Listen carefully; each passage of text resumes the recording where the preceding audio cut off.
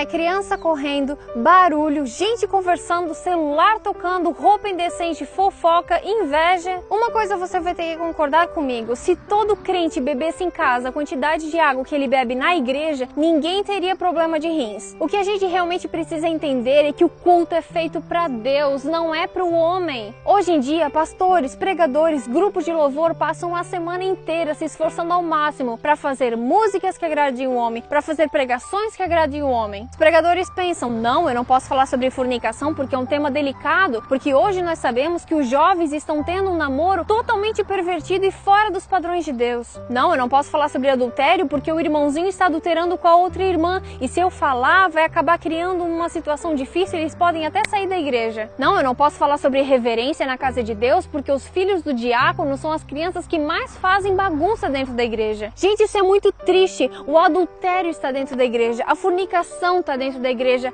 a indecência está dentro da igreja. Tem pessoas que não se situam que estão na casa de Deus, acham que é um clube porque entram lá de qualquer jeito, ficam falando alto, ficam no celular. O que está acontecendo? Será que é esse o povo que aguarda ansiosamente a volta de Cristo? Povo que diz que ama Cristo de todo o coração, que é o maior amor de sua vida, mas não passa nem 10 minutos com Ele? Povo que diz que o evangelho precisa ser pregado nos países orientais, mas nem os seus próprios amigos de trabalho e faculdade sabem que ele é cristão? Povo que diz que daria vida por Jesus, mas não dá nem 10% do dízimo. Gente que diz que sofreria todo e qualquer tipo de provação por amor a Cristo, mas não aguenta ficar 5 minutos de joelhos. Tem crente dizendo que ama Cristo, mas se o culto termina 11h30 e já são 11h35, ele já começa a se coçar no banco, já fica todo incomodado. Tem crente que diz que não vai pra igreja porque tá chovendo. Tem gente que deixa de ir pra igreja porque o irmão não cumprimentou, porque aquele lá não me abraçou, porque aquele lá não me convidou pra almoçar junto.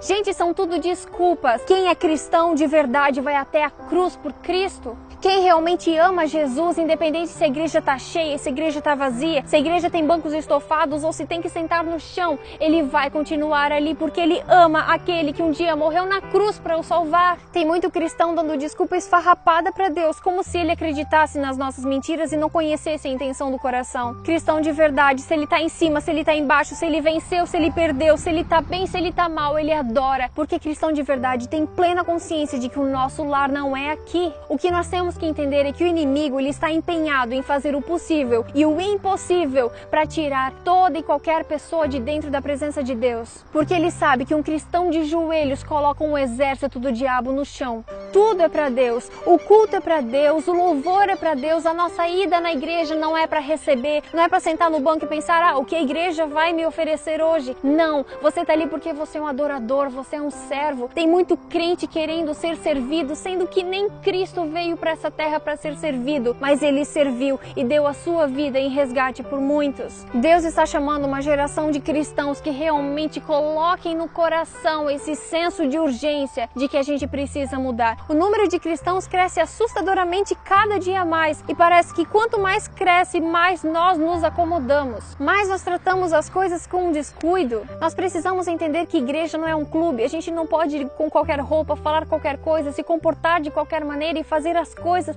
de qualquer jeito para agradar o homem, para fazer legal, para fazer divertido, para poder compartilhar no Facebook. Não, o real motivo de tudo que nós fazemos dentro e fora da igreja é adorar a Deus. Tenha cuidado quando for ao templo, pense bem antes de falar. Deus está no céu e você aqui na terra, portanto, fale pouco.